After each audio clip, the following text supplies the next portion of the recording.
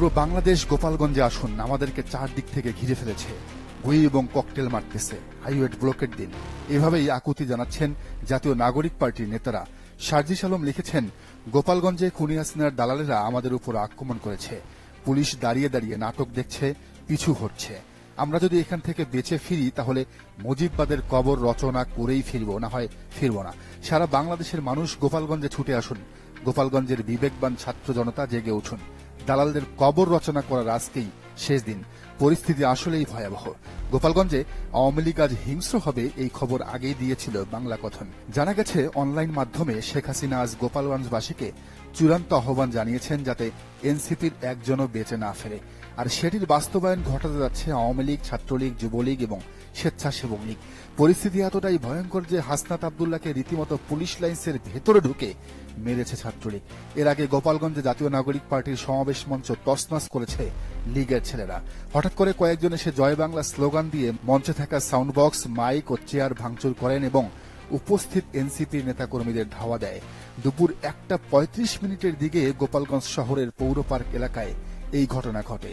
আতঙ্কের খবর হলো, এর মধ্যেই এনসিপি নেতারা সমাবেশ শেষ করে বের হয়ে যাওয়ার সময় আবারও তাদের ওপর আক্রমণ করা হয়েছে। ফলে মাদারীপুরের সমাবেশে যেতে পারেননি কেউই।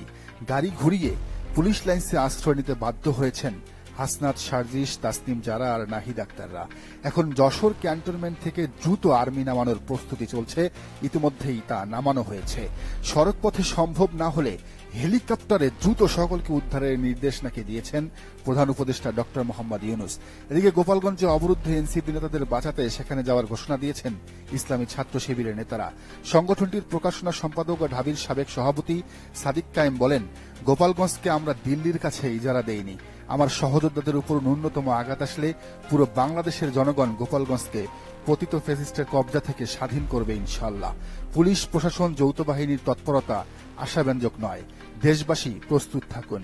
এদিকে গোপালগঞ্জের বিভিন্ন মসজিদের মাইকে ঘোষণা দিয়ে আওয়ামী লীগ এলাকার লোকজনকে জড়ো করছে বলে জানিয়েছেন এনসিপির নেতা। এনসিপির সবাই এখন পুলিশ কার্যালয়ে আছে। সময় যত গড়াচ্ছে পরিস্থিতির অবনতি ততই ঘটছে। এদিকে আওয়ামী লীগ নেতা আজম খান লিখেছেন, গোপালগঞ্জ জেলার আশেপাশের সবাই গোপালগঞ্জ এবং টঙ্গীপাড়ার দিকে যান।